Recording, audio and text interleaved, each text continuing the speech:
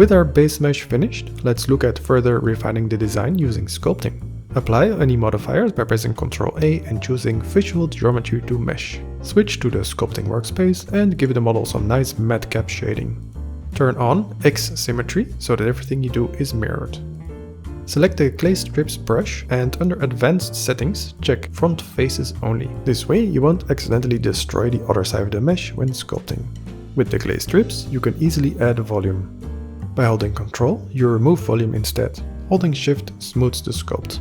Now let yourself be inspired by the base mesh and change the geometry using your imagination. Don't try to make something perfect, it can be messy. Remember, this is not meant as a final model, it's just a kind of 3D reference for the retopology stage later.